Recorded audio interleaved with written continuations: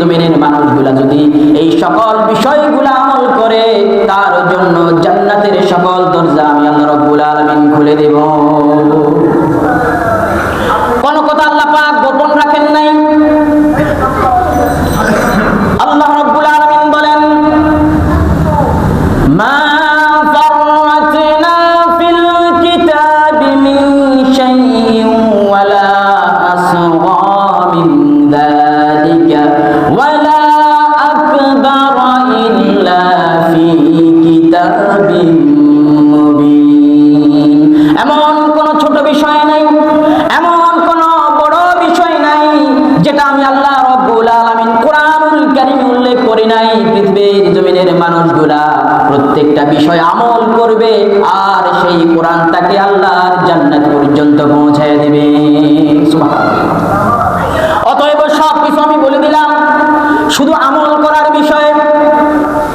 এই জন্য আল্লাহ পাক কোরআনুল কারীমে বলেছেন, আল্লাহ রাব্বুল আলামিন বললেন, আমি জিন এবং ইনসানকে সৃষ্টি করেছি কেবলমাত্র আমার ইবাদতের জন্য। সুবহানাল্লাহ।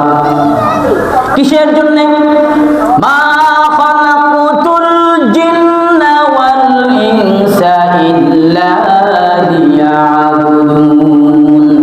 মানুষ এবং জিনকে আমি এই জন্য পৃথিবীতে পাঠালাম, এই জন্য বানালাম, তারা যেন দুনিয়ার জমিনে বসে বসে আমি আল্লাহ রাব্বুল আলামিনের ইবাদত করে।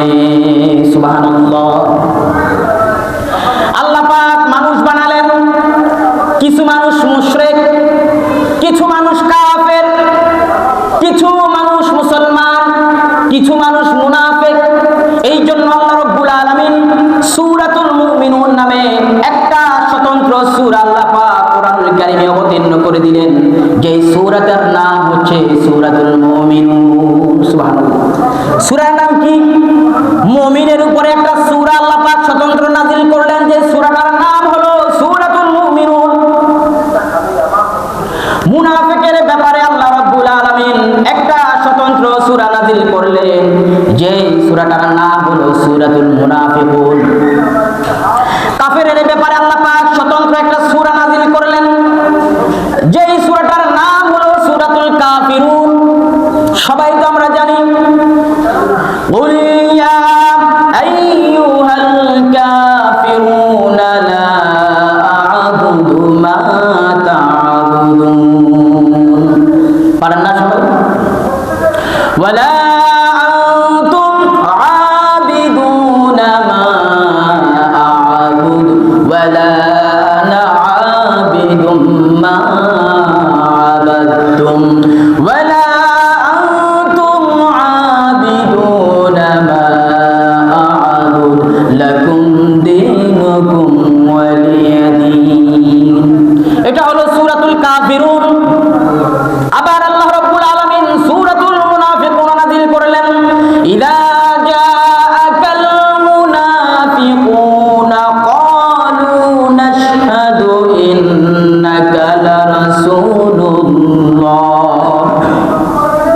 ওয়াল্লাহু ইয়াশহাদু ইন্নাল মুনাফিকিনা লাকাযিবুন।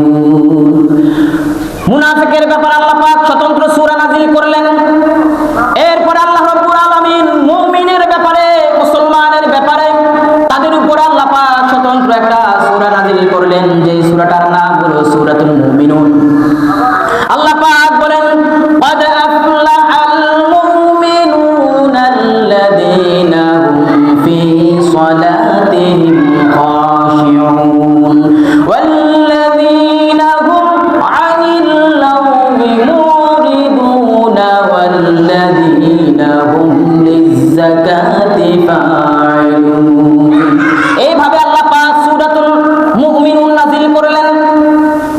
অর্থাৎ কেউ যদি মুসলমানের পূর্ণাঙ্গ পরিচয় ডিটেইলস জানার জন্য আগ্রহী হয়, সেই যেন সূরাতুল মুমিনুনটা তেলাওয়াত করে জোরে বলুন সুবহানাল্লাহ।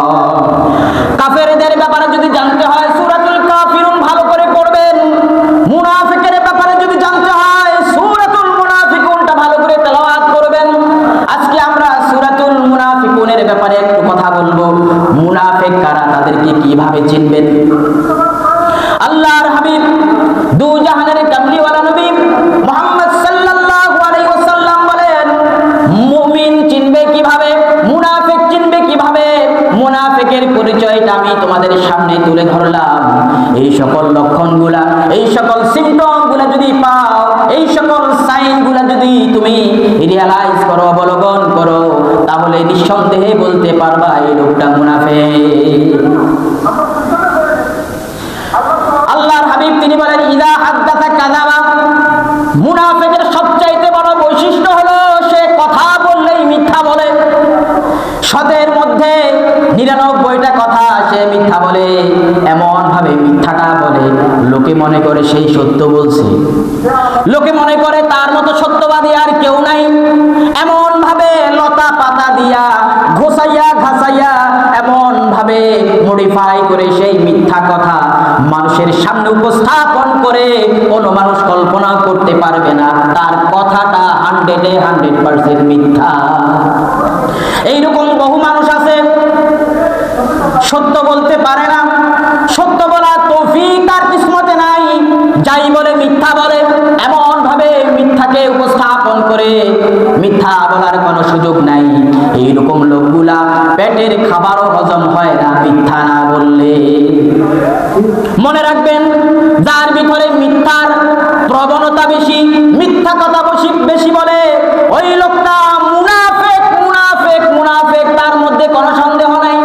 ইদা হাদ্দাসা কাযাবা, যখন সে কথা বলবে কথার মধ্যে বেশিরভাগ কথা সে মিথ্যা বলবে। ওয়া ইদা ওয়াদা আখলাফা, ওয়াদা করলে বরখেলাপ করবে। আজকে আপনাকে বলল, ভাই আমাকে 500 টাকা ধার দেন, জীবন স্বাগত, 500 টাকা ছাড়া বাঁচি না, মান সম্মান যা আছে সবগুলা ধুলায় মলিন হয়ে যাবে, ভাই আমাকে 500 টাকা ধার দিয়া দেন, আগামী কাল সকালে আপনার টাকা আপনাকে ফেরত দিয়া দিব। এইরকম লোক আছে না নাই? কথা বলেন, আছে না নাই? বিপদে পড়লো, বিপদে পড়ার সাথে সাথে ধার করে 500 টাকা নিল ধার, বলল কি সকাল বেলায় আপনার টাকা আপনাকে পরিশোধ করে দেব, এখন আমাকে উদ্ধার করেন। এরপরে 500 টাকা যখন দিলেন, 1 মাস গেল, দিন গেল, সপ্তাহ গেল, মাস গেল, বছর চলে গেল, ওই লোকটার আর সন্ধান খুঁজে পাওয়া যায় না। কথা বুঝলেন? ধার দিলেন 500, পরের দিন সকালে দিয়ে দেয়, এরপরে দিন গেল, সপ্তাহ গেল, মাস গেল, বছর চলে গেল, ওই লোকের সন্ধান আর খুঁজে পাওয়া যায় না। এইরকম ভালো মানুষ সমাজে আছে না নাই? কথা বলে না, সমাজে আছে না নাই? টাকা নেওয়ার আগে আপনার পা চাটবে, টাকা নেওয়ার আগে পা চাটতে চাটতে পা পরিষ্কার করে ফেলবে, ওযু করার কোনো প্রয়োজন নাই। টাকা যখন দিয়া দিবেন, এরপরে আপনাকে উল্টো পা চাটা লাগবে। আর আছে না? আপনাকে উল্টো পা চাটা লাগবে। বিশ্বাস করুন, এই ধরনের খাসলত, এই ধরনের বৈশিষ্ট্য যার মধ্যে আপনি খুঁজে পাবেন, মনে রাখবেন আল্লাহর হাবিবের কথা অনুসারে মুনাফিকের সবচাইতে বড় লক্ষণ তার মধ্যে বিদ্যমান রয়েছে। ওয়াইদা তুমিনা খানা, আমানতের খেয়ানত করে।